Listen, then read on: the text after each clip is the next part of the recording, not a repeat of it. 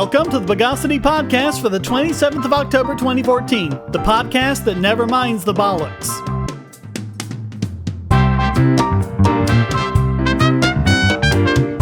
This is your host, Shane Killian, and joining me again this week is Jonathan Loesche. John, welcome back to the show. I wish I was in better spirits, but great to be back.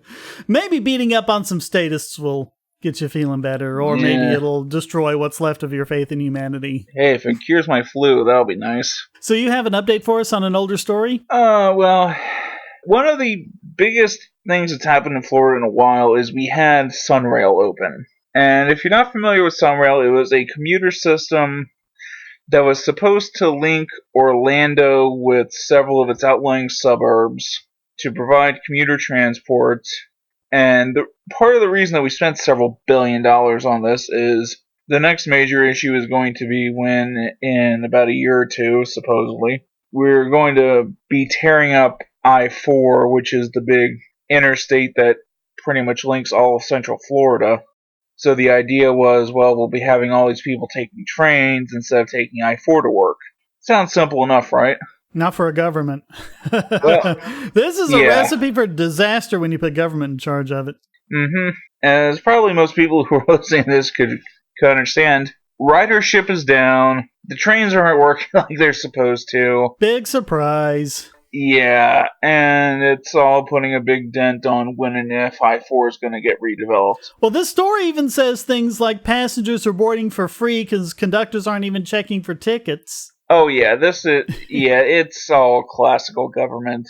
This is supposed to be the first phase of basically a statewide rail system, and even then they're failing at that. This is just a preview of what's to come. I mean, rail does have some success in Florida because you have the population density by Miami. Well, and it's flat down there, so it's easier to build rails. Yeah, but besides that, you don't really... This is the issue that's, confounded rail anywhere outside of, if you were running a train between Boston and Washington.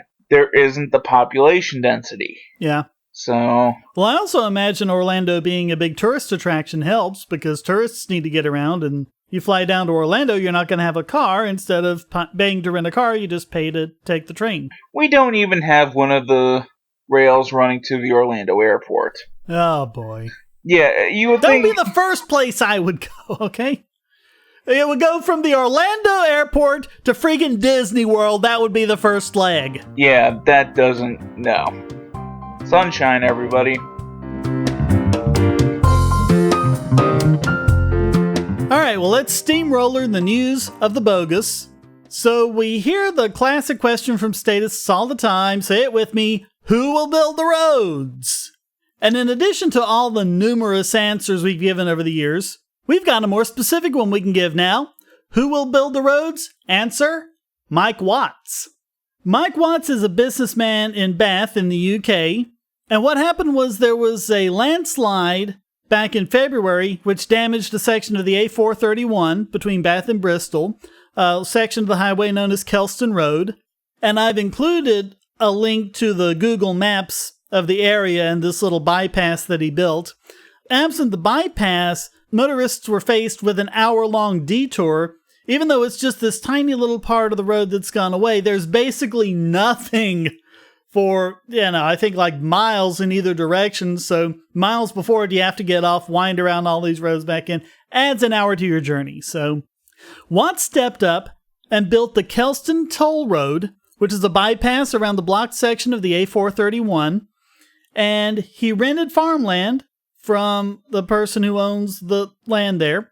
And he's charging £2 to use his bypass. It's a temporary road because when it's all over, it's going to be dug back up into farmland. He's just renting the property temporarily. But it's a 2-lane road. It's £2 to go. And it's just a little less than a quarter of a mile, just kind of going around this area and doing that instead of an hour-long detour. And that's the thing that a lot of people are very happy about. So this guy managed to rent farmland, build a road, and build mechanisms to charge people by it, but yet the UK government is still saying that they will have the A431 repaired in quote-unquote the shortest amount of time. Which is Christmas. Yes. They're literally as slow as Christmas. Mm-hmm. Just had to throw that in. John Denham, that's the farmer's name. He heard it from, and he's hired workmen to build the road, and it's 365 meters long. He got the idea on the 1st of August. It doesn't say when it was actually up and running, but they just had their 100,000th car. They need 150,000 to break even, so they're doing well. It cost 150,000 to build and another 150,000, these are British pounds, to maintain, which includes paying people to man the toll booth. And it's the first privately run toll road to be built in 100 years, basically ever since cars came around. Kind of surprised that the British government has just nationalized this. I mean, could you imagine in the U.S. if, say, I don't know, like a hurricane came along and ruined a stretch of I-95 and someone built a private toll road as a workaround? That would be... the government would come and try and shut that down within an hour. Yeah, well, technically what he's doing is illegal, but it has its fans. You can tell that on its Twitter feed. I'm posting a link to that as well. There's a local politician, Jeff Ward, who's really a fan of it. So I think everyone's just kind of looking the other way. I mean, they know it's going away after Christmas when the highway gets going again, because then there'll be no point for it. But it's funny because on this Twitter feed, there's even a pic of a cop car at the toll booth, using the bypass.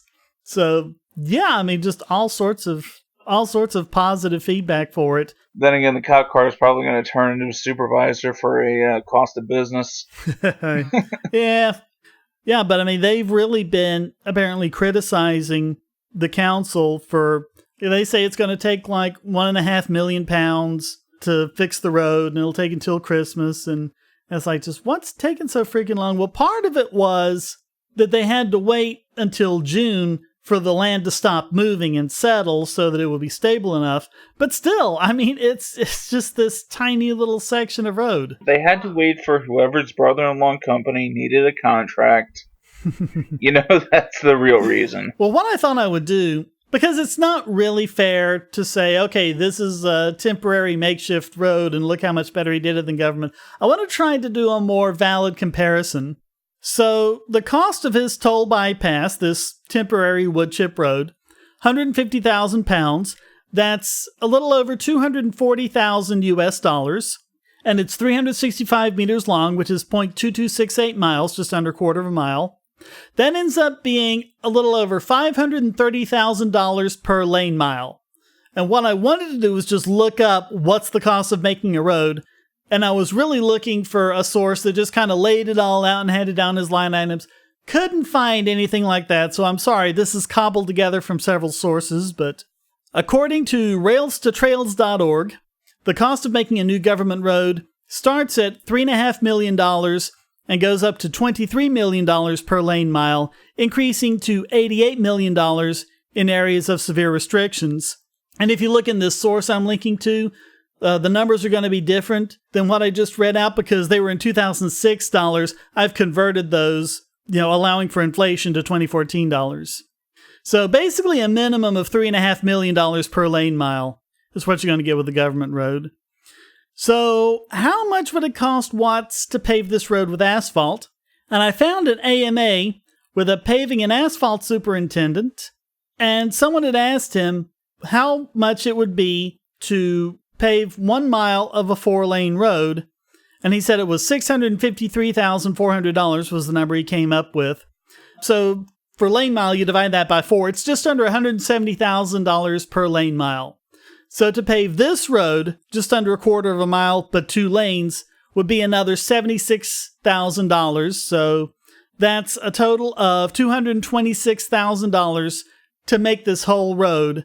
And the government, based on the Rails to Trails figure, would have spent at least $1.5 million to do it. Shane, why do you hate the free market?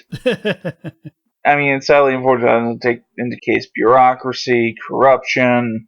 I mean, I know like in Jacksonville, that's one of the things is that people ask why road projects cost so much. And then you look at it and it's like, oh, that's right. There are so many people that's like, oh yeah, their brother-in-law is on the city council and they also are in the road paving business. Amazing how that happens. Mm-hmm. This AMA, though, with the superintendent, I mean, there was some really good stuff in there. I'll let you read through it. There's just some great questions there, but there was one I wanted to cover right quickly, a little digression. But someone asked, if a city wants to repave a major road, how do they decide it? How do they reroute traffic? What time to do the work? Is it a massive organizational undertaking? And he said, believe it or not, the city simply hires a company such as mine to do all that for them. They have a budget set, your tax dollars, and I and other companies bid on the work they want to do. The lowest bidder is the one doing the work. I have to submit a traffic plan for each route being paved to the city for their approval, and then they inform the public. Of course, we always try to minimize the burden to the public by working at night when possible, but no matter what we do, it will not please everyone. So there's the real answer to the question. Government doesn't make the roads. Yeah. They go to people like this company and say, hey, you make the roads for us. They take the money to do it, by force, tax dollars, and a lot of times they'll take the land by force. So that seems to be the only difference. Government can build roads better because they can do it through theft. Well, if someone said to me, I could build you a really great computer, I just have to steal half the parts. Yeah. Or I can fix your car, I'll just swap out this engine with this one that I stole. I mean, what would you think about someone like that? Yeah. Before I moved about a year ago, I was living right by a river, and you had to cross the river to pretty much go to any grocery store or any other thing like that. And in the government's infinite wisdom, when they had to redo it, instead of knocking one lane out at a time, they knocked 2 lanes out at a time. Wow. So, depending on whether you were coming or going, you had to make about a 20-minute detour. Yeah, that's how it goes. Okay, so $226,000 to make his road. What about maintenance? I found the Florida Department of Transportation, their annual routine maintenance costs were $132 per lane mile for asphalt.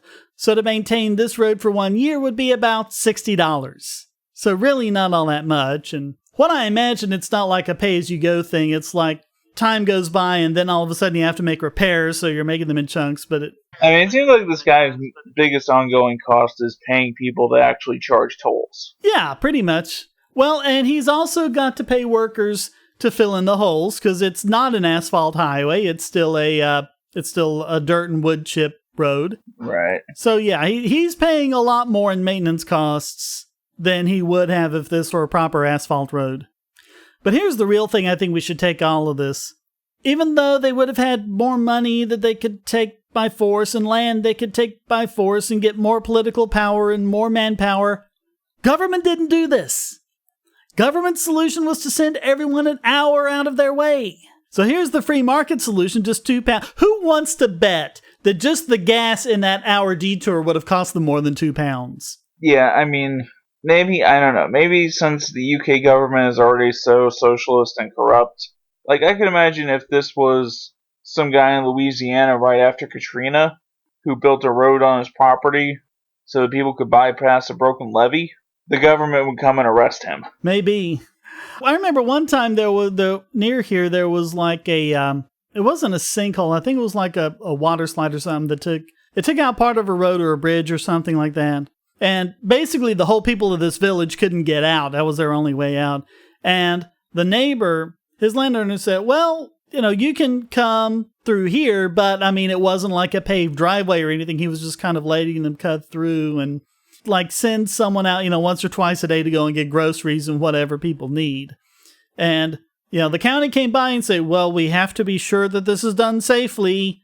And he's just like, I'm just letting him cut through my land, but Actually, I can relate to that because this was in the late 90s. It wasn't a hurricane, but a tropical storm. It wasn't too bad, but it just rained to the point that there was some really bad flooding. So this one guy, because part of the road was straight up flooded, you straight up needed a boat to get to the next side of the road. And he let people go through and to another part of the road that his land was on. And the government actually fined him for that. Wow. Yeah, it was bad.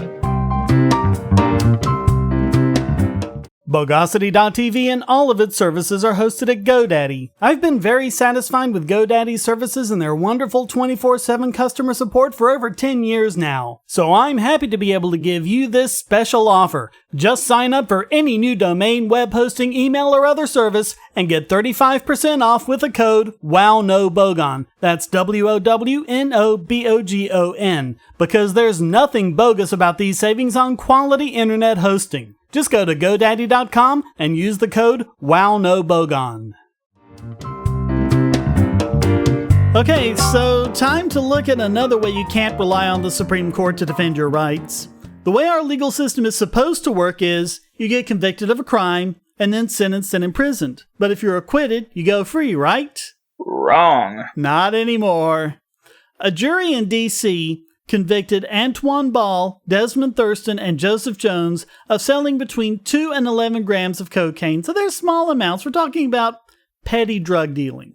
The jury acquitted them on racketeering and other charges that they were part of this extensive narcotics conspiracy, this gang or whatever. And they were completely acquitted on that. The only thing they were convicted on was selling between 2 and 11 grams of cocaine.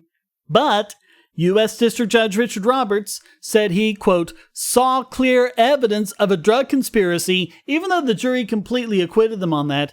And as a result, he sentenced them to 18, 16, and 15 years in prison, which is 4 times higher than the highest sentences given for others selling similar amounts of cocaine. They're black. They must go to jail for longer. Yeah. I mean, sad to say, but that's probably exactly his reasoning. Who knows? But this case went up to the Supreme Court, and the Supreme Court says, nah, we're not going to hear it. We're just going to let it stand. It's fine with us. What's odd about this, and this case is Jones versus United States, there were actually 3 justices, Clarence Thomas, Ruth Bader Ginsburg, and Antonin Scalia, that actually wrote a dissent, which is very rare to get a dissent on a non certiorari refusal.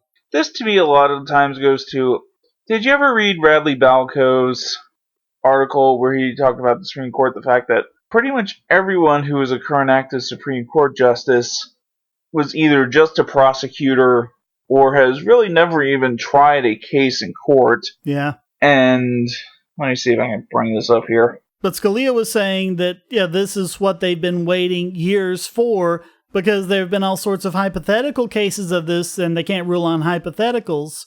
Yeah. And the idea is here we finally got a case that we can say, no, you actually have to get a conviction from a jury in order to sentence.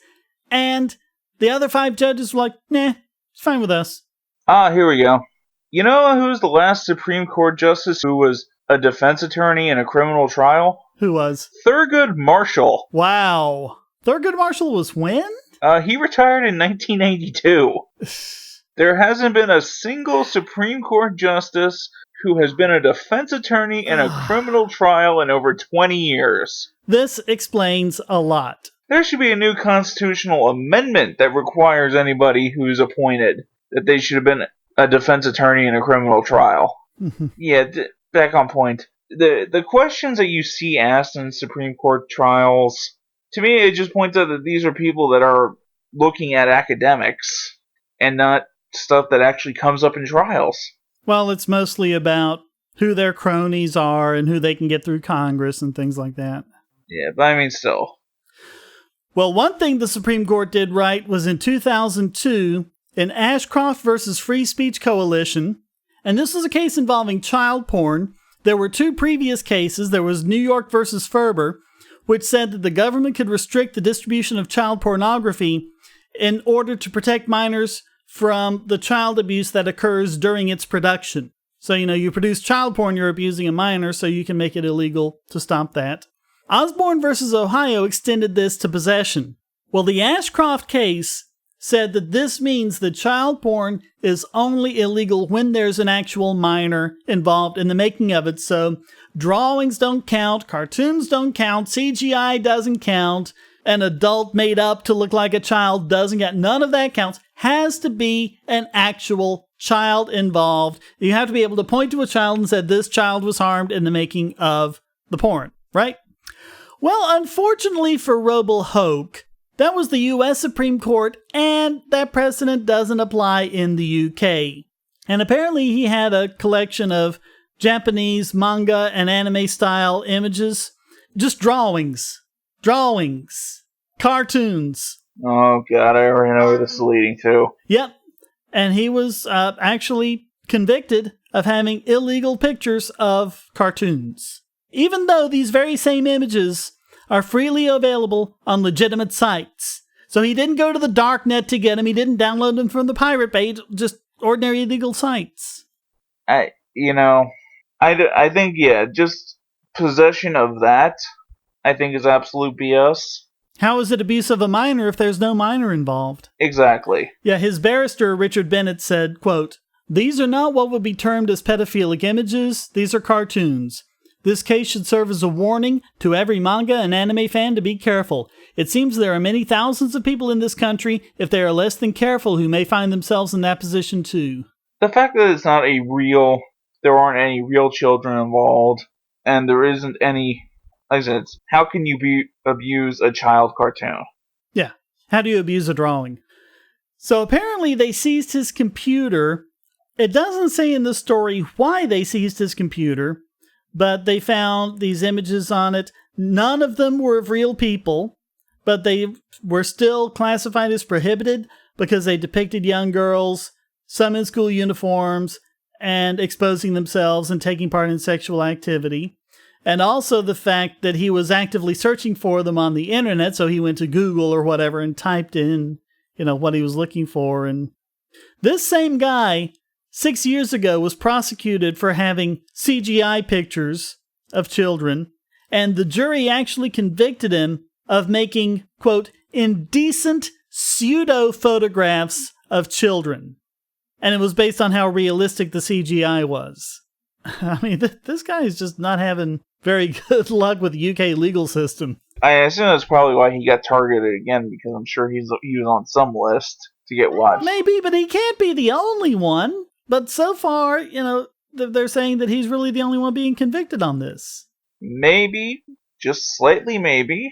There's reason that he might be engaged in actual pedophilia or pedophilic pictures. But if there is no evidence to bring against him, then that does not mean he should be convicted of, hey, maybe this isn't a hobby that you or I approve of, but as far as we can tell, no one else is being harmed in it. Yeah, and you can't assume that just because he has fake pictures of this stuff that he's going to go out and do the real thing. I mean, that's right up there with video games cause violence. Yeah. Well, check out what Judge Tony Briggs had to say about it. Quote, "They are clearly all images designed to make people think they are of children. You are an intelligent man. You certainly should have been aware of the risk of indulging and accessing this material, and you acknowledge your foolishness and guilt. This is material that clearly society and the public can well do without. Its danger is that it obviously portrays sexual activity with children, and the more it's portrayed, the more ill-disposed may think it's acceptable." I think Jack Thompson would love this guy. So, if I read an X-Men comic with Wolverine, I'm going to all of a sudden think I can shoot out metal claws and kill people. Yeah, you might go on a berserker attack. This just seems like straight up bullshit. I am the judge of morality, hear me roar. You don't like what I have to say, you're going to jail. That was pretty much my parting shot. History is written by the winners, and so apparently is economics. That's why there's LibertyClassroom.com. Probably the best single learning resource for history and economics on the web, LibertyClassroom.com teaches U.S. history, Western Civ, and economics from actual university professors. There's lots of free material to get you started, including introductory lectures on all these subjects, and when you sign up, you get the full site's content for just $99 a year, less than the price of 2 cups of coffee a month. And if you type in the promo code Bogosity in all caps, you'll get your first year for just $88. Lectures are available in both video and audio format, so you can watch or listen to them on your computer, your phone or tablet, or in your car. Learn at your own pace about the subjects you're interested in and become a more effective debater. You'll also get access to lots of supplemental materials and even the professors themselves via the discussion forum and even live video chats. Inform yourself against the myths and propaganda of our society. Visit libertyclassroom.com. And now it's time to go all Steve McQueen on this week's biggest Bogon emitter. And this week it goes to Liberals Unite writer Wendy Gittleson for her piece, 10 Reasons Why the Free Market is Just a Big Fat Blob of Stupid. With a title like that, you just know this article's a big fat blob of fail. Well, her biggest fail is just throughout this article. I mean, she starts off saying, the common consensus among Republicans who have now rebranded themselves as independents or libertarians. And then throughout the article, she simply cannot just write the word libertarian. She has to write Republican, strike it through, and write libertarian. Yeah. God knows every person who's been elected as a member of the GOP in the last couple of years is a bleeding heart fan of Rothbard. I mean, my God, people. The Libertarian Party elected a former Republican governor as our president in 2012, and half the party wanted to revolt. A former Republican governor who had very libertarian policies in office. Mm-hmm. So anyway, she says that the consensus among libertarians is that the free market is some sort of magical force that will lead us into a promised land if given the chance. Yeah, no straw manning or poisoning the well there. The free market in its simplest form is a lawless society for the wealthy and for corporations. Well, first of all, you don't have corporations in a free market. You need government to have corporations. Right, wouldn't in a lawless society, wouldn't it be okay if I chucked a couple of grenades into a mansion and stole all the people's money? Just saying. Yeah. Well, I mean, this is just all, there's no regulation, no legal retributions for spilling uranium waste into our drinking water, dogs and cats living together, mass hysteria. That man has no dick. Well, I mean, no regulation. Do I have to bring up UL again? Do I have to bring up IEEE again? Even then, I mean, yeah, this idea of quote-unquote no regulation. Okay, I live in a town that boating is a very big activity. Do you want to look on the St. Johns River after 4th of July or Labor Day, the amount of beer cans are laying in that river? I'm just... Wow. Regulation doesn't do anything. Nah. It just means you get government protectionism if you're powerful enough to buy the politicians. Pretty much. In Jacksonville, there are two very big paper mills. They're notorious enough. There's actually a meme about Jacksonville about how bad the whole town smells because of the paper mills. And they were gigantic polluters that it took until several state politicians were basically retired before they ever had to comply with any kind of EPA regulations. That's how it goes. So she says, here are 10, yes, it's a top 10 list, 10 indisputable real-life examples of how the free market is a complete and utter failure for the American people and, frankly, for civilization. Her fail, right off the bat, is in the first 4 words of number 1, the Jim Crow laws. Hey, you think the fact that they were laws means that it's not free market? And this is... I live in a town that some of the places I go to eat out at, I'm sure if I scrape off enough paint, I can find some white only and colored signs still. Yeah, maybe. But this is only because they were laws. One of the first guys I ever rented an apartment from, we were hanging out having a beer, and he even was talking about this stuff, and he even said, I would have gladly rented to blacks, but I was prohibited by law. Yeah, I mean, that's what it was. I mean, she says, quote, the civil rights movement dragged America kicking and screaming into the 20th century. No, it dragged the government kicking and screaming into the 20th century. It wasn't the free market that said that blacks couldn't sit at the counter or had to move to the back of the bus. That was government laws that did that. It was government that segregated the schools. All that was government. I mean, you don't need to pass a law if it's what everyone is already doing. You only pass a law if someone's not doing what you want them to or doing something you don't want them to.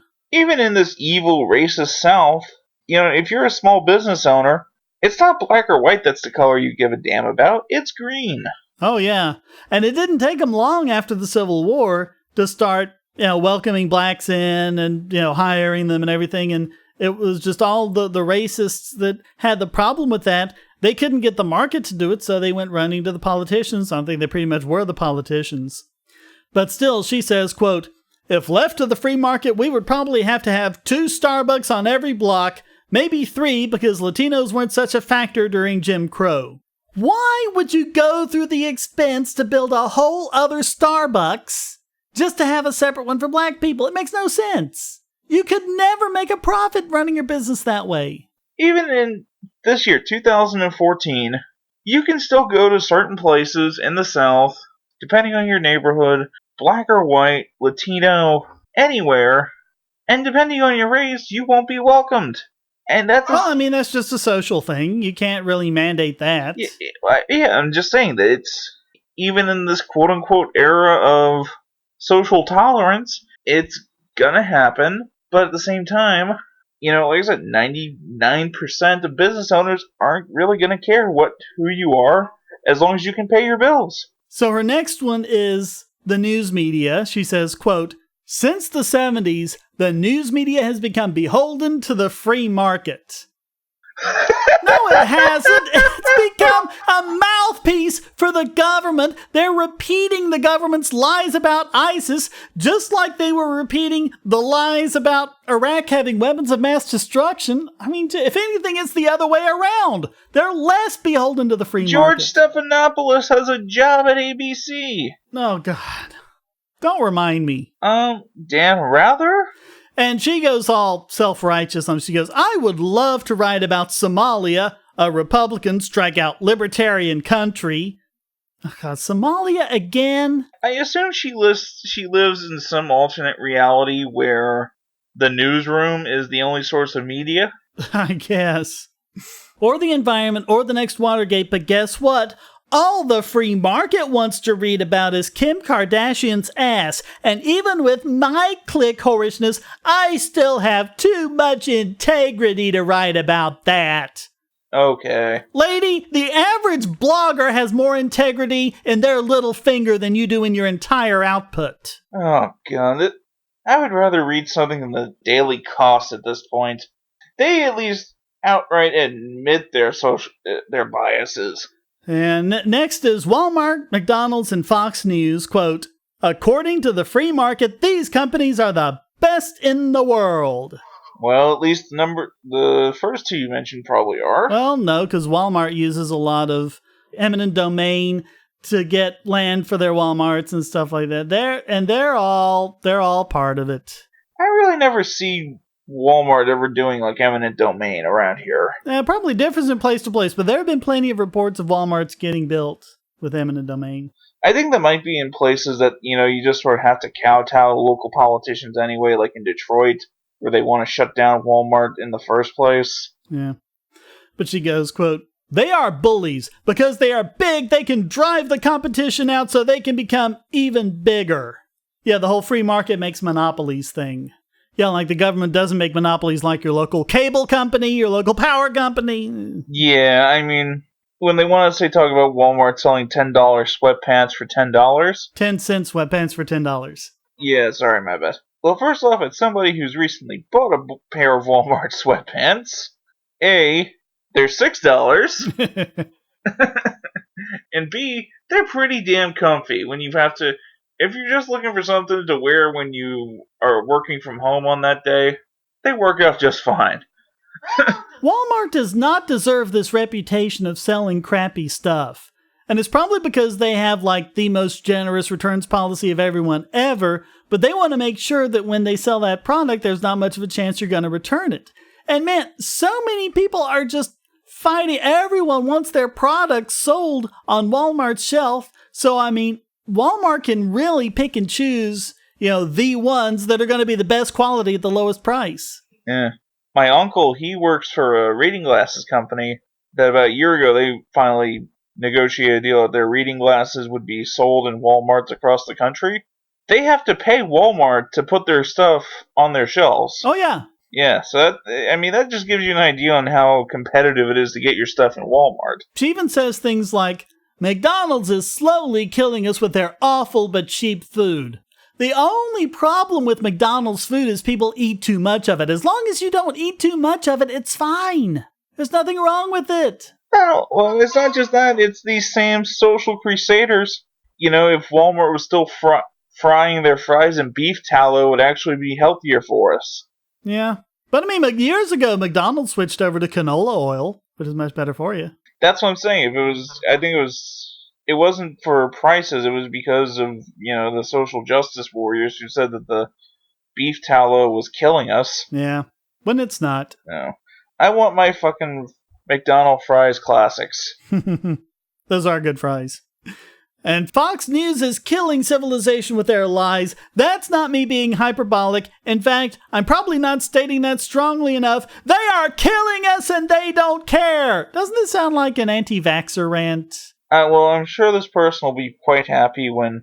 Have you seen that Walmart is straight up test casing having Walmart's fully automated? No, I hadn't seen that. Send me that link. They finally put in the self-checkout in our Walmart. I love those. Yeah. Yeah, they're going to have self-checkouts, straight up like robots flipping burgers, dunking fries. Well, we covered the robot burger maker a few weeks ago. Yeah, they're going to have the robot burger makers, the robots dunking fries. I think they'll have like one person running the drive-in, and besides that, the only people that are going to run a local Walmart are the mechanics who damn well are going to be making more than the minimum wage. Mm-hmm. Well, I think there's still going to be room for a human checking out. Because, I mean, if you've got a big cart full of stuff, you're not going to want to sit there and do all that. You're going to want to put it on the conveyor belt and let the clerk take care of it for you. Yeah. But, I mean, just a handful of items, you can run up to the self-checkout and do it. Mm-hmm. But, yeah, it's interesting that she makes basically the same argument as the anti-vaxxers, the anti-vaccination people. And yet, her very next one, number 4, is, guess what? The pharmaceutical companies, which are so heavily regulated, it takes them hundreds of millions of dollars and upwards of 10 years just to get through the bureaucracy to get their medicine on the market. And people, again, this is something I talked to, because it's such a hassle to get these medicines on the market, and then people want to go... it's sort of the exact same it's different in Canada or Europe, where it's easier to get stuff on the market, and then people want, and then people blame the greedy companies on America not having the same thing. Yeah. But I mean, she's going all about how, these medicines have side effects and they can kill us. Again, your standard anti-vaccination type rant. And she says, government and regulators are in place to prevent illness, death, and destruction. The free market can only react to illness, death, and destruction. Well, as we saw the other week with the darknet example, if anything, it's the exact opposite.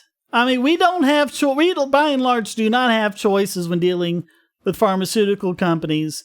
You get what your doctor prescribes and then whatever your pharmacy wants to fill. You don't get to check reputations. You don't get to go on Amazon and check reviews or anything like that. This reminds me of you've seen Breaking Bad, right? Oh yeah, great show. Yeah, that scene where Walter White, Jesse, Mike are checking out places to go cook meth with Saul Goodman, and they go to the tortilla shop, and Jesse makes the note that if they start cooking in the mess shop, the tortillas are going to smell like cat piss. And one guy says something about the EPA, and then I think Mike says, "To hell with the EPA. The shop's going to wonder why their tortillas smell like cat piss."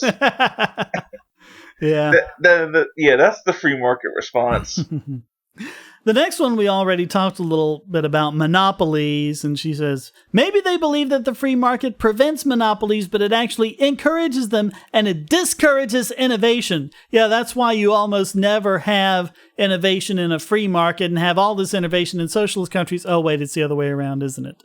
Yeah, again, this to me is something that you can't have a monopoly unless you have a government force enforcing it. Right, because then a startup's going to come up and give you competition. What's going to stop them? Yeah. And really, again, what are the closest quote-unquote free market monopolies we've seen in recent years? The only one I could even potentially think of is maybe Blockbuster. And again, we still had stuff like Hollywood Video. Well, and Netflix pretty much took care of that. And exactly, How many actual Blockbuster stores are there around anymore? 0. And then you have, what's that big red kiosk you have in supermarkets and things like that? Where you can go Redbox. Redbox. Yeah, so... Yeah, I love Redbox. Yeah, I mean, that's what the free market does. But listen to this example. Listen to this example she gives, this knockdown argument, this big example of a free market monopoly. Have you ever heard the term patent troll? What? Does she not realize that patents are a thing that government does to give people a temporary monopoly for their products? Yeah, this is the same sort of person that blames the free market for government corruption. So, I mean, it's a pretty good rant against patent trolls. It's just they don't have anything to do with the free market. And she says, now, I suppose getting rid of patents could, in theory, make Republicans strike out libertarians happy. After all, that is government interference in the free market, so she even acknowledges it. But they are some of the biggest advocates of patents and other intellectual property laws. What? Who else other than libertarians is against intellectual property laws? It's not the liberals that she's, writing to and writing about. Republicans strike out. Libertarians also hate antitrust laws, which is the government's only power in keeping companies from getting so big and so powerful that they drown everyone else out. And of course, we know it's the exact opposite. It's a tool they use to stop competition and to protect their big corporate cronies.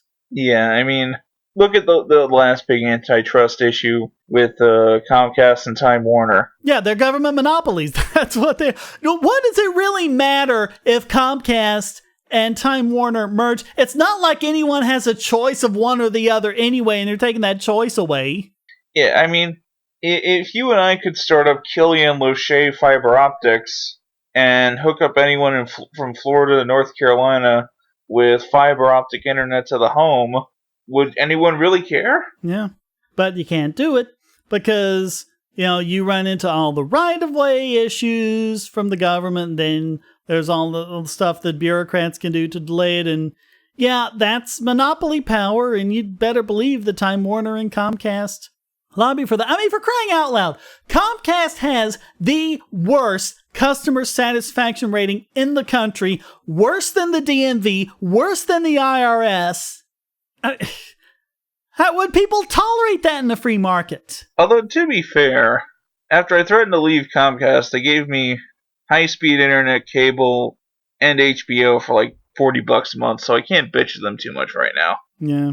I think Charter's trying to extort me into getting their cable system because they upped the price of the internet-only package to $65, and they're saying, oh, but you can bundle it with channels and save money. That's kind of what happened to me with Comcast, but then also AT&T, they're coming into Jacksonville with fiber optic internet, and I basically called and said, listen, I'm going to leave unless you give me something good. And so, for $40 a month, high-speed internet, cable, HBO, I can't bitch too much. Number 6 is the free market favors the past. People don't like change. Innovation requires change. Solving problems requires change. So our least regulated markets, computers, the internet, smartphones, haven't changed at all in the last 10 years. They're all exactly like they were. I still have my Motorola Razr. What are you talking about, Shane? I remember that phone. What was the name of that car John Stossel was talking about? The Trabant or something like that? That was made by one of those communist countries. Oh. And in like 20 years, the design had never changed, whereas the designs in America had just changed radically. Oh my god, no. Because that was the Trabant. Trabant, yeah. Yes, it was an East German car. It was part of the plot of one of my favorite movies ever. I won't go into it too much, but... The thing I remember the most about it was you had to fill it up with gas, and you had to put the oil in, and then to mix it, you had to shake the car to mix them together. Yeah. Basically, the plot of the movie was, it was in East Germany, and the mom was like a diehard communist, and she fell into a coma and then woke up out of the coma after Germany reunified, and the family was trying to keep it from her. And that was one of the things, like, their 20-year-old Trabant broke down, and the guy found like a brand new one that looked just like it. Yeah.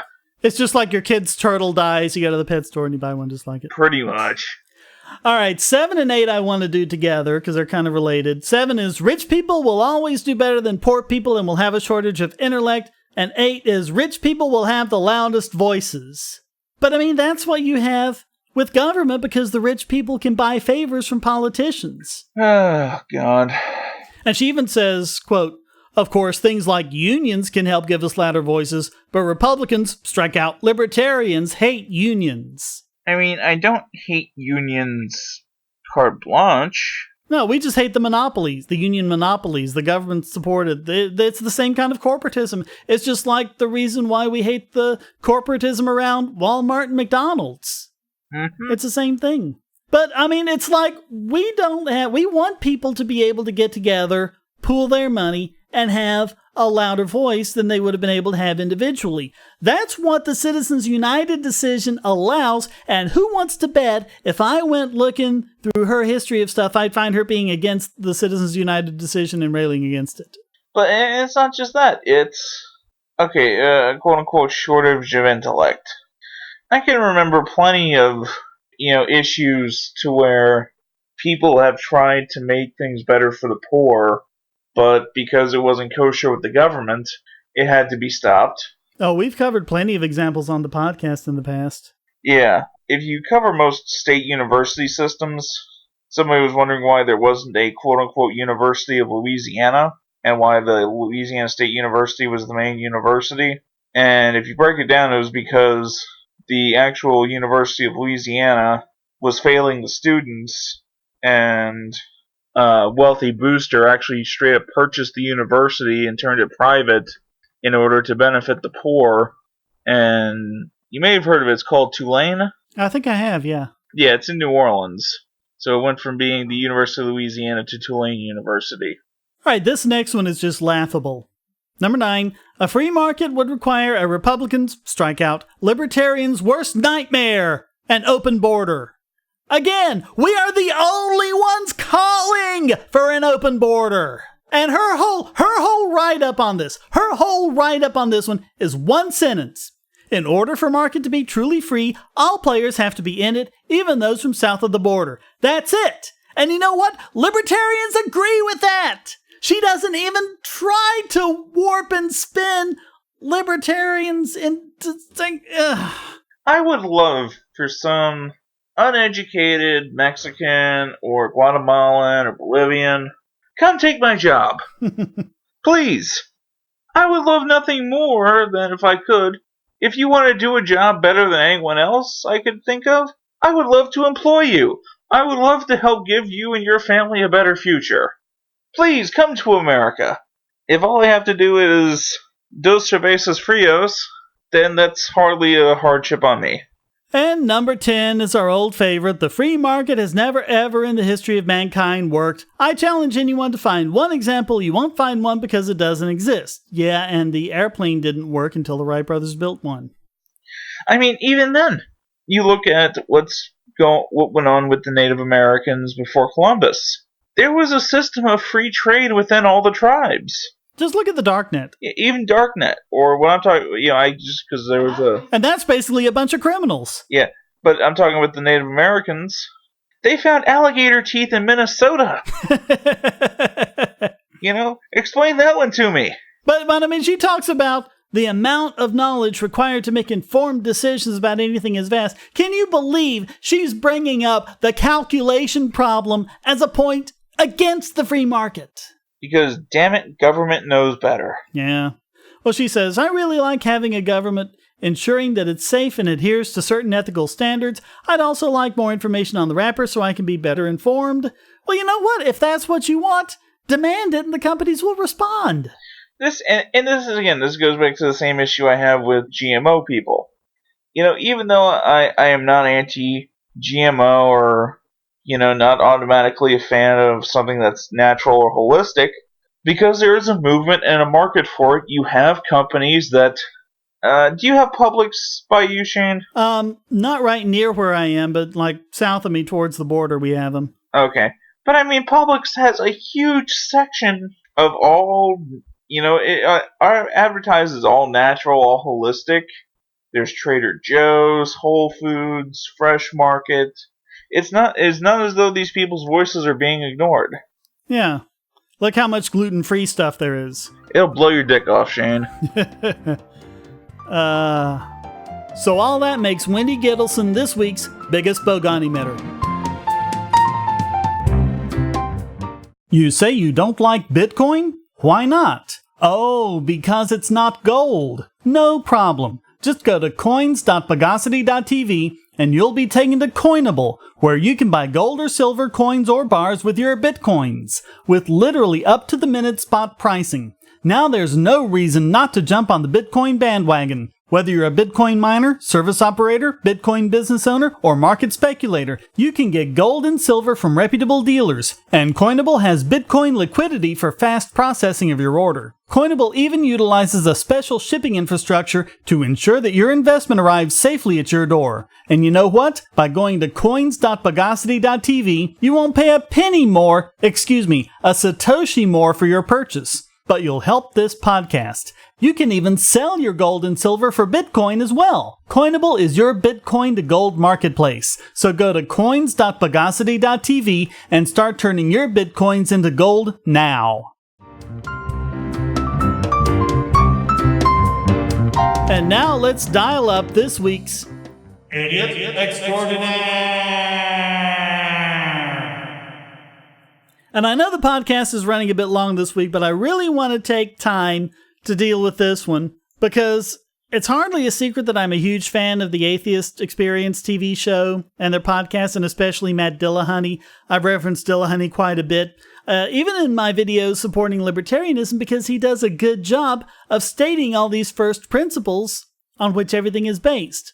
Yet, when he and his co-hosts go into politics, like many skeptics, they end up throwing it all out the window and becoming just like the very woos they rail against on the show. Case in point, last Sunday, he and his co-host Tracie Harris dealt with his caller Jared. I think I should say that this was nominated by pretty much everybody. I mean, I heard it myself and was already doing it, but man, people posted it to the forum, they sent me PMs on YouTube, they sent me emails. So they actually did a pretty good job with this caller Jared, until this happened. Because when you also say that, for example, believing in a government system in itself would be immoral because the government itself poses will upon another person. Can I just interject here? When you were using the example of somebody using force, in my mind I was thinking, no, I can think of lots of situations where I think it would be absolutely not just a good idea to use force against someone to get what you want, but where I would think it would be obligatory. Where it would be like a moral obligation to do that. So for example, I know a situation that happened here in Austin where a woman was trying to stab her landlord to death and the police officer shot her dead. She refused to drop the knife and she was killed. And in my opinion, that's fine to use force to get what you want in that situation. Well, here's the thing to understand. It would be fine for anyone to use force in that situation because it's a response to an initiation of force by others. So the example Tracie gives is perfectly in line with libertarianism. Yeah, I mean, this would be no different than if she had hired a private security company to do this and they were just protecting their boss. Yeah, or just anyone on the street happens to have a gun, see it happening. Oh, wait, I'm going to pull out my gun and I'm going to stop her. That's fine. Yeah, I mean, I'm a big guy. I'm somewhat intimidating people. I've had people pay, in Florida, you can just basically pay people carte blanche to be part of a crew that evicts people, which I've done before for money. And I've dealt with more than a few crazy people myself that that have quote-unquote initiated force on me.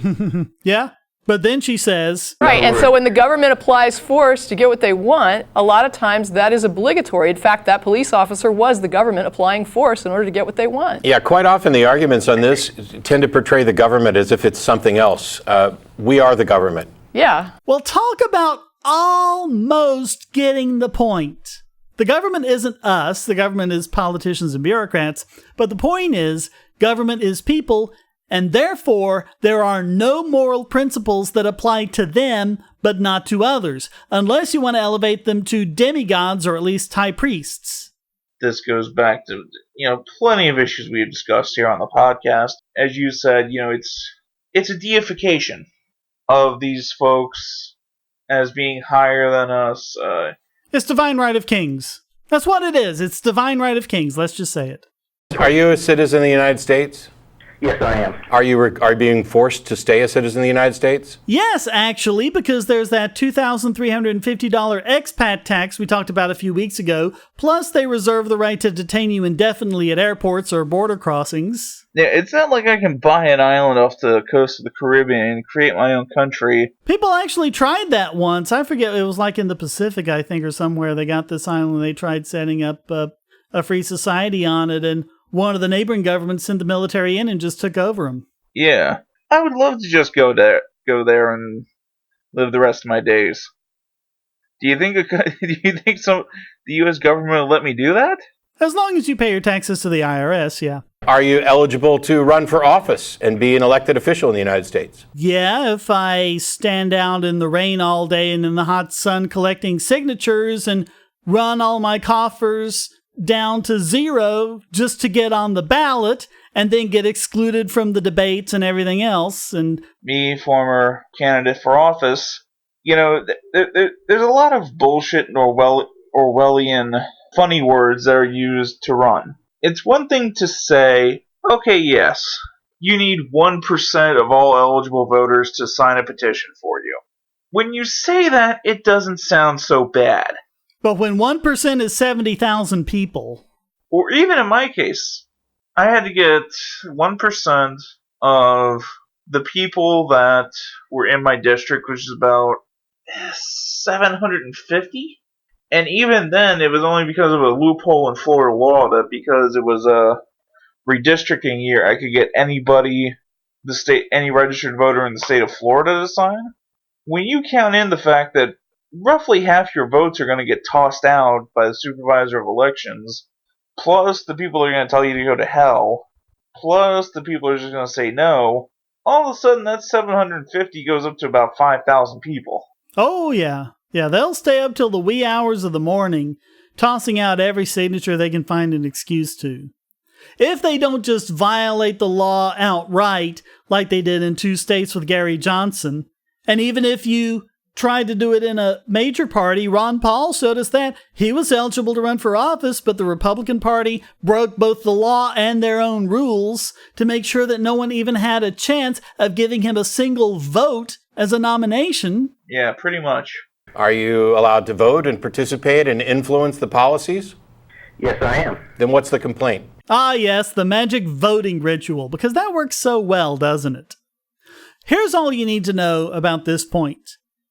In the 2012 election, Congress's approval rating got to the lowest ever up to that point, 10%.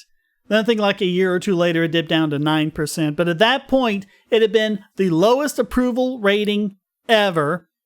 And yet, in the 2012 election, 90% of congressional incumbents, the House and Senate incumbents who ran for re-election, 90% of them got re-elected, even though the approval rating was 10%. How does that square with this whole, oh, it's great because you can vote thing? It's the other guy's fault. Well, it's not even that. It's like, yes, I'm terrible, but the guy running against me is even more terrible, so vote for me. I mean, because most districts are set up that it doesn't matter who's running, as long as they have a D or an R in front of their name, that's who's going to get elected. Yeah, they've got it all gerrymandered. As a good friend of mine says, most voting is just like pro wrestling. You know it's all predetermined.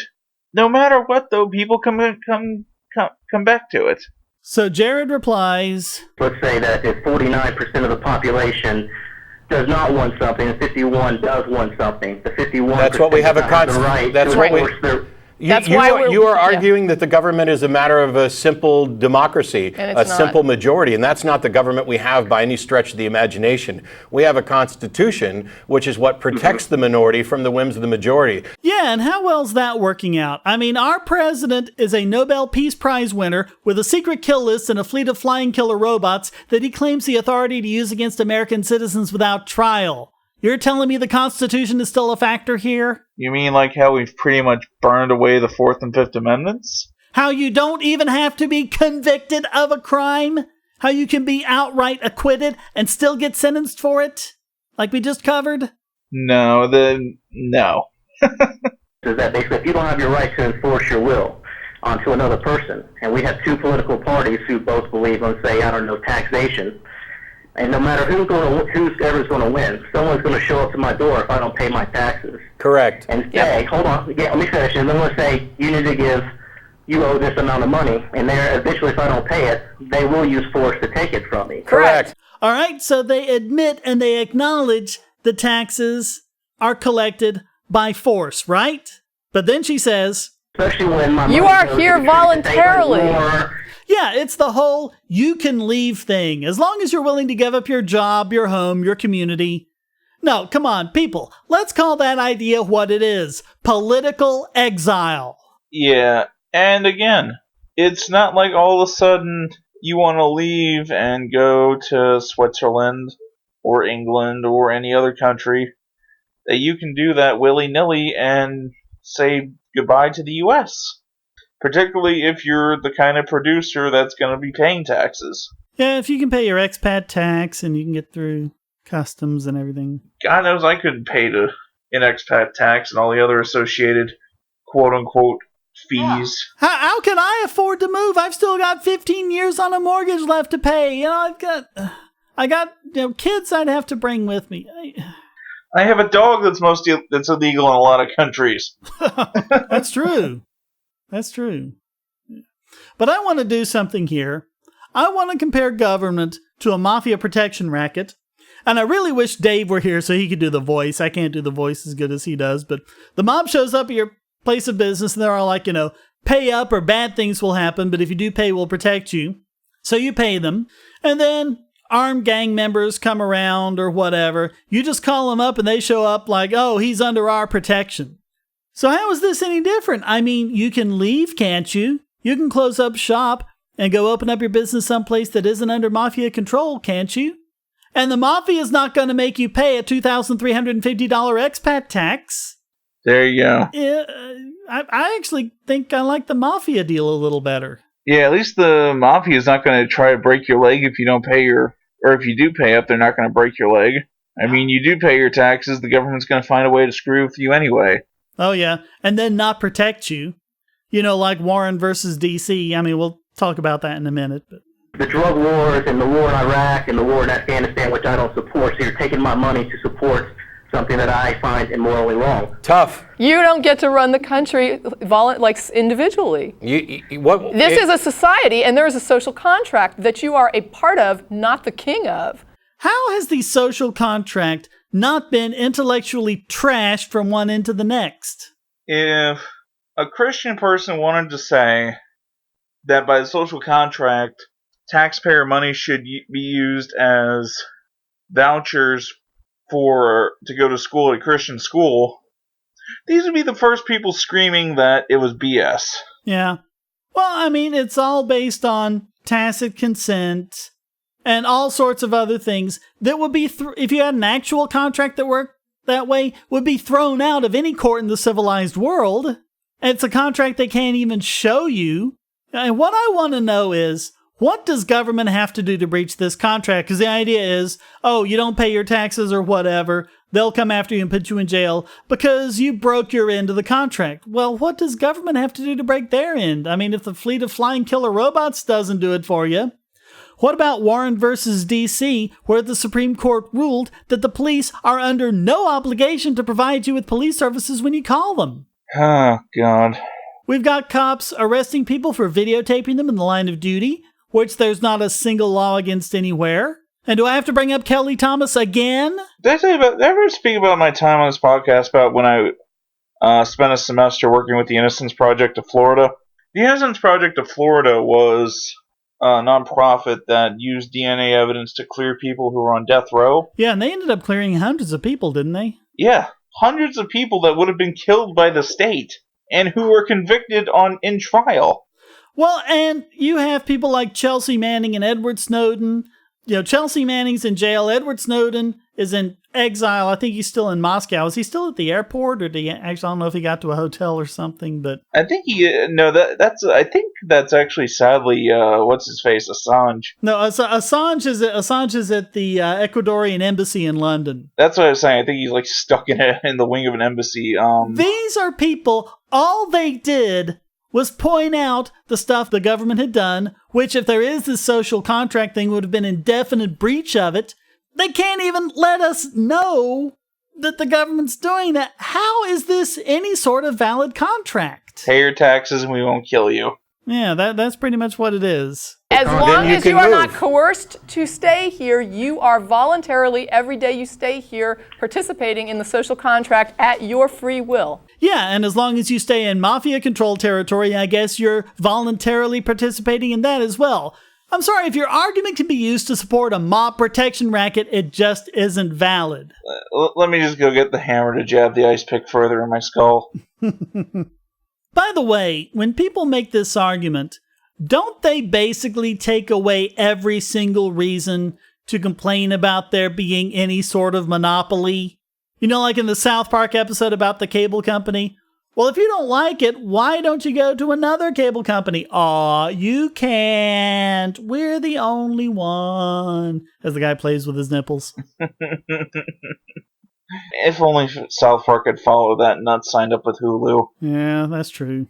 Please tell me which country does not have a form of government? I don't know, whichever one you want to form. Oh, and how do we do that?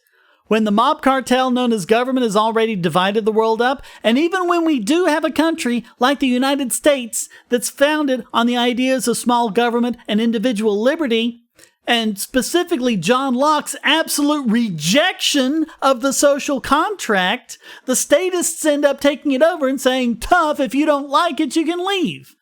So then we leave, we set up somewhere else, the statists take over that one, and same thing again. Why don't you just go somewhere else? Aw, you can't. There's nowhere else on the planet to go. Government is everywhere. But Shane, Somalia. I don't know about you. I love a war-torn, failed state that's essentially a bunch of group of city-states. Socialist ones at that. Mm-hmm. Do you not think that we're better off in the United States? Where you have a right to participate? Where you have roads? Yep, here we go. The roads. Hey, Matt, I've got news for you. Many, if not most of the roads on the East Coast were not built by government. They were built by people working together voluntarily. And I don't mean voluntarily as in, we'll force you to pay if you don't leave. I mean they actually worked together, absent government, to do it. And then government declared eminent domain over all the roads and left us with the crap we have now. Where you have sewers, where you have education, where you have the internet, where you have the cell phone that you're calling me on?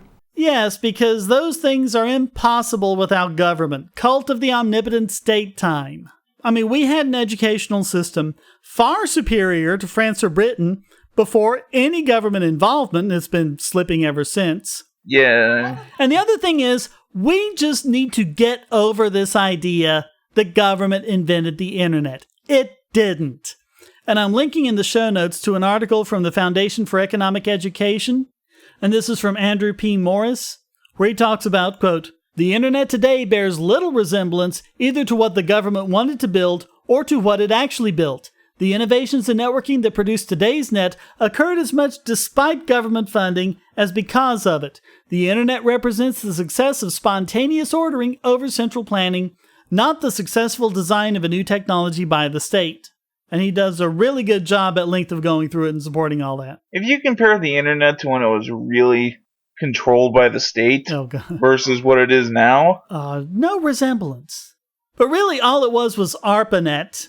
It goes into that in detail and tells you like how it happened. But it was pretty much the regulatory capture of private resources by individuals pursuing their own interests, because you had all this government funding they had that didn't have strings attached that they could spend in however they want. And so they just decided to go and pioneer this kind of stuff and try and write these protocols, which they did a completely sucky job of, which is why we have things like email spam. I actually had a professor who was involved with ARPANET. At the time, the government paid him by line of code. Yeah.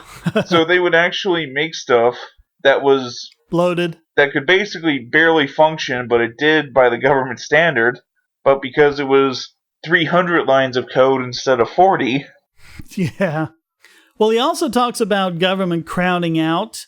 He says, quote, not only did the government directly seize resources through taxation and lock up knowledge in classified documents, and that actually happened. A lot of times someone will come up with an innovation in networking, government would say, nope, it's ours, it's classified, we have to keep it secret from the Russians.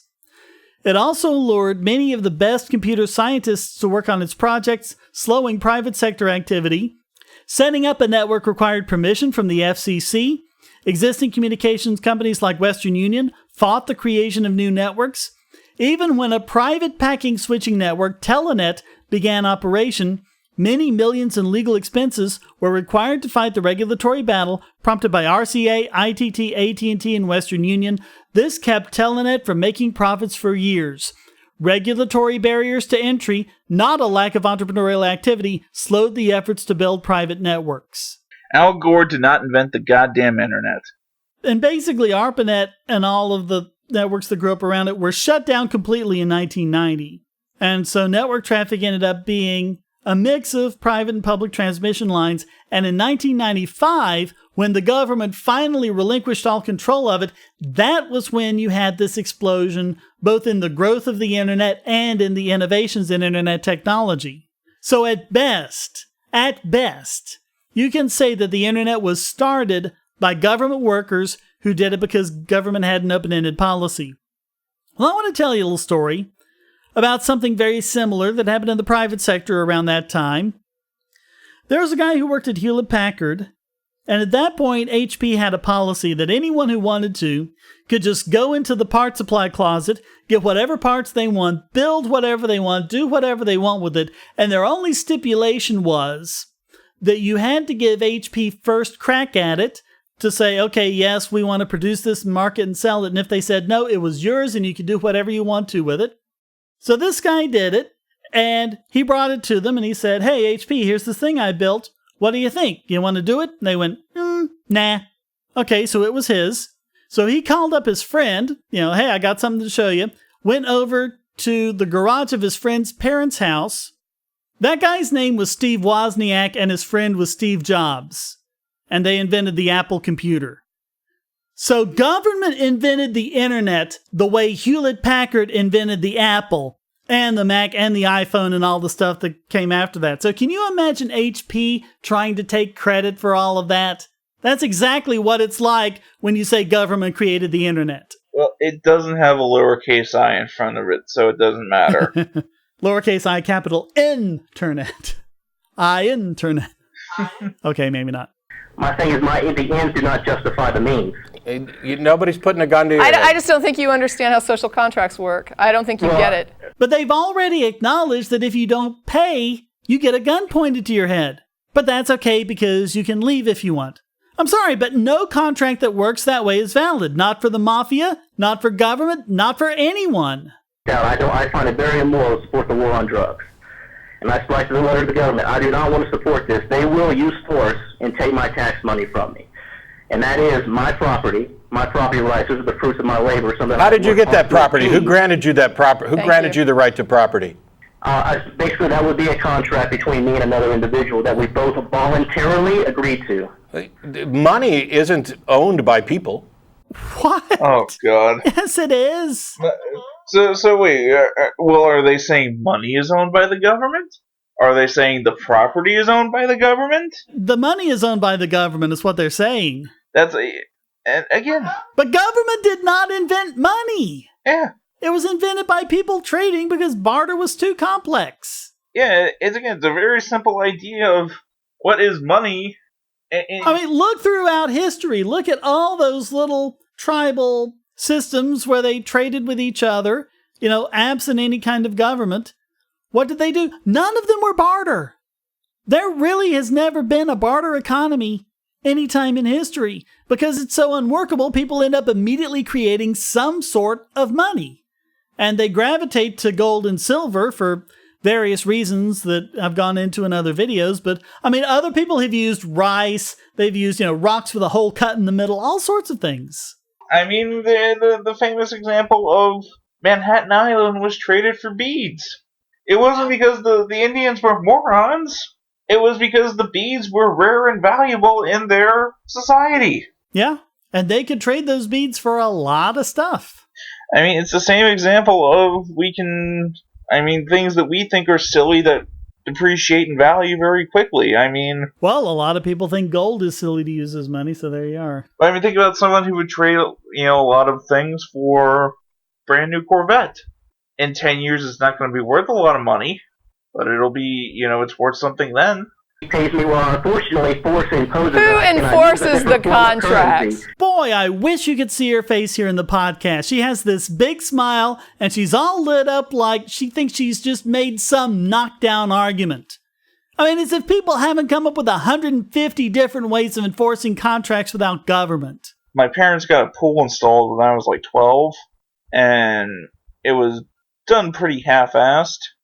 And long story short, they had an arbitrator that was through the Professional Guild of Pool Builders of Florida. And this wasn't even done through the government. This was just done through their professional association.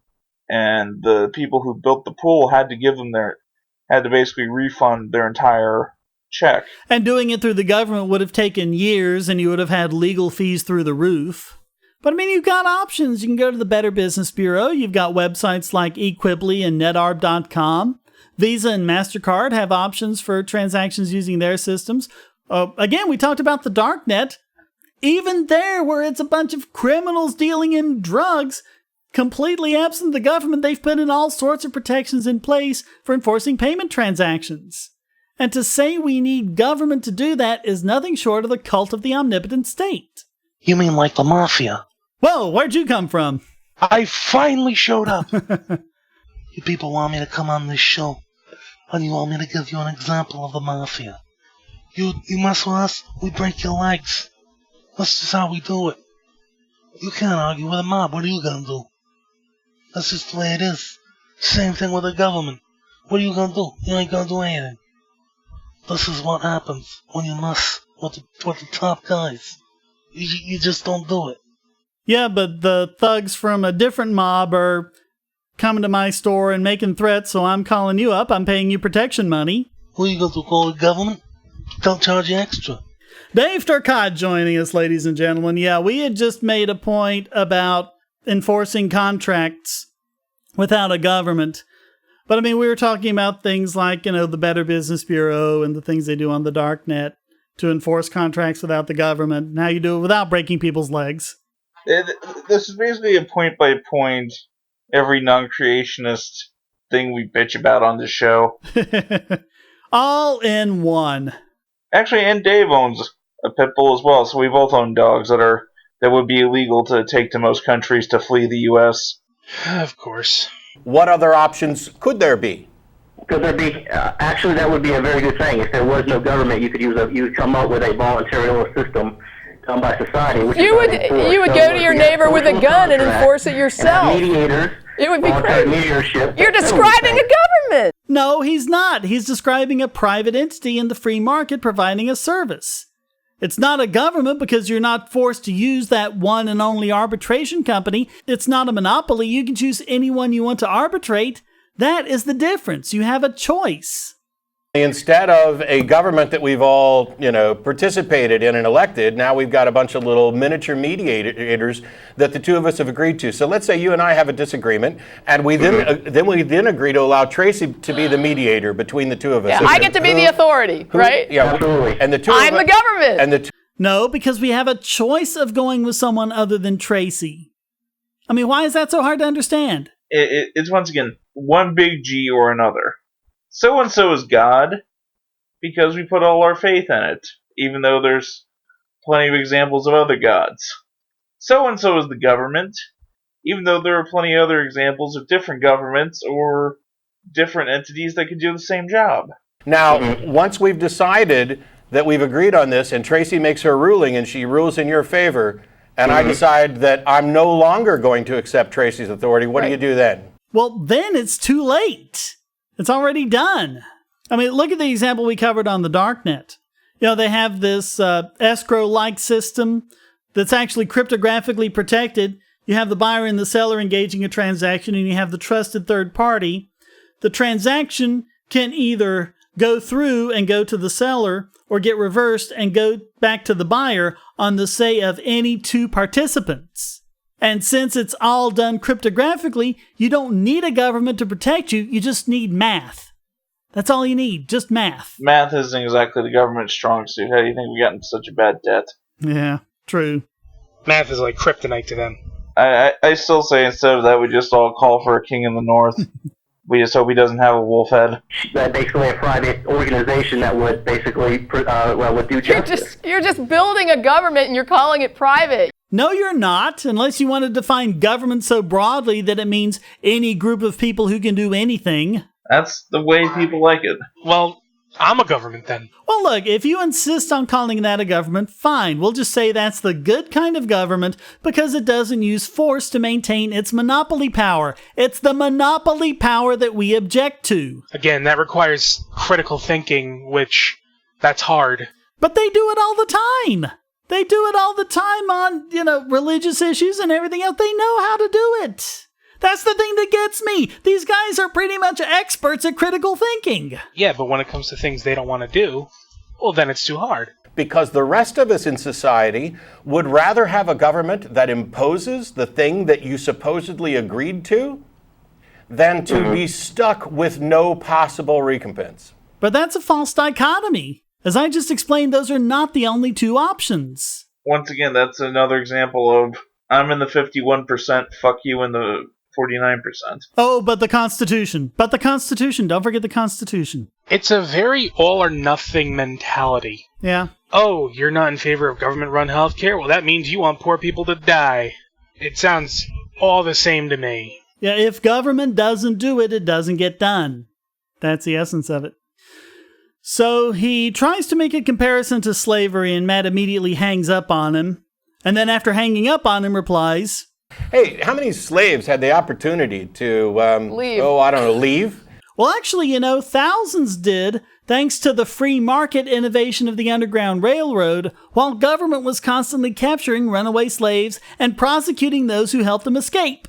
So once again, I have to ask, what more can government possibly do to be considered to be in breach of this social contract? Did anyone else here see 12 Years a Slave? I didn't see that. No. Very good movie, I'll say. But the essence of the movie is the main character is a free black man living in New York. He's a musician by trade, and he gets an offer to do a show in D.C. And before he leaves for D.C., he gets his quote-unquote freedom papers that shows he's a free black man. And long story short, he gets drugged, they burn his freedom papers, and through a government-run auction, sell him into slavery. That sort of thing happened all the time. And even after slavery, they still were scratching and clawing as a way to screw black people over. Look at Jim Crow laws. That was a government thing. Oh yeah, we talked about those a while back, and you also had the whole sharecropping thing. That was another way of keeping him down. Yeah. And actually, in 12 Years a Slave, that was a thing to where it was government policy to reject the idea that they ever bought free black people. Like, oh, no, they're just recaptured slaves. I am all in favor of freedom, and I am all in favor of finding actual problems with any government and working to correct them. Sure. But apparently questioning the validity of government itself is off the table. Even if you don't want to question the validity of government, there is still flagrant issues of corruption, bureaucratic incompetence, and whatnot that there is no issue of being solved because it happens to suit a political agenda you agree with. Yeah, pretty much.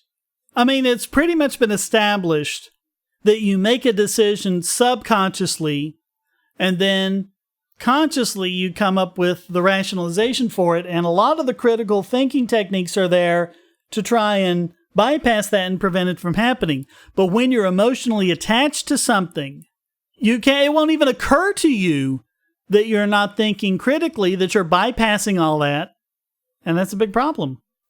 It's like what Pendulette's sentiments were on the bullshit episode dealing with NASA. I love NASA. They've done a lot of really cool stuff. They still do cool stuff. But they should be abolished. When I think about it rationally and without any emotion. Well, here's the ironic thing about this. Listen to what they said to the very next caller on the subject of abortion. Laws are not merely codified morals. We don't make something legal or illegal merely because we view it as immoral. There are plenty of laws that do fall along those lines, basically because we've demonstrated that they are for the betterment of society. Okay, we could quibble with the phrase betterment of society, but what he's fundamentally saying here, which is quite in line with what he said in the past, is that you need a positive reason to pass a law and use force against others. In other words, the burden of proof is on the side that wants to use force. And yet with the previous caller, they spent over 10 minutes shifting that burden of proof with who will build the roads, how would you solve disputes? No, you need to show that government and only government can do these things if you want to go defending its violent monopoly. Isn't that how it always works? Yeah. God damn you having a consistent set of morals. The interesting thing about this is, this show is actually responsible for me becoming a stronger libertarian. Them and Richard Dawkins and Christopher Hitchens and all of those. Seeing how they properly framed the atheism debate, they went from first principles, they struck the root, they established burden of proof, and taking those ideas and doing the same thing with political principles, using the same first principles that Dillahunty is on record agreeing with, and building it up from there, it absolutely leads you to the non-aggression principle and therefore libertarianism. And to me, it's a shame because it seems like the root of why those in the atheist movement who don't go into libertarianism, it's basically solely because, oh, Christians are Republicans, therefore I'm a Democrat, we have to hate them. Which also means you have to put up with all the crap on the Democrat side. It really is a shame to those that don't apply a consistent set of principles. Sadly, it's become a case of a team sport, like most politics when it comes to the masses. It's because, oh, well, they believe that stuff, therefore we have to believe the opposite no matter what. And it's all that makes Matt Dillahunty and Tracie Harris this week's Idiot Extraordinaire.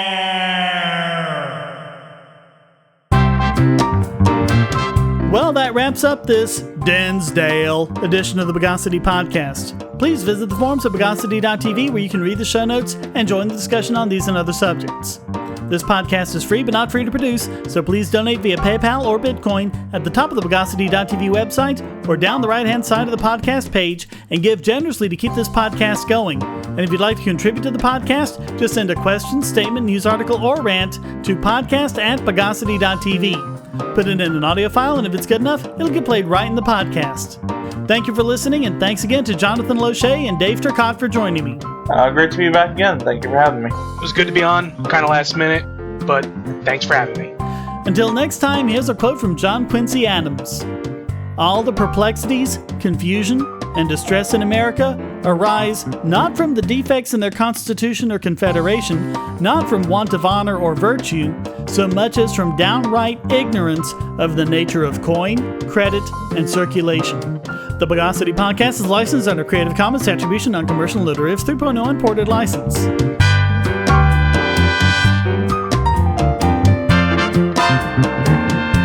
Bogosity.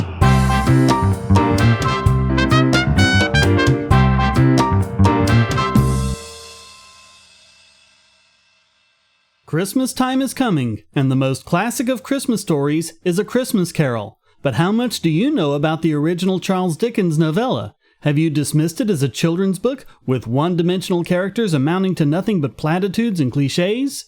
Maybe your appreciation of the book was even muted by those dry, boring, annotated books they made you read in school. My book, the sarcastically annotated A Christmas Carol by Charles Dickens, uses both facts and humor to present the book in a way you probably haven't seen it before. Giving praise when deserved and beratement when warranted, this book is put in the perspective of its time and shows a dimensional, multi-layered Ebenezer Scrooge from start to finish. Skepticism, history, and even economics are employed to show the book in relation to today in an easily accessible format.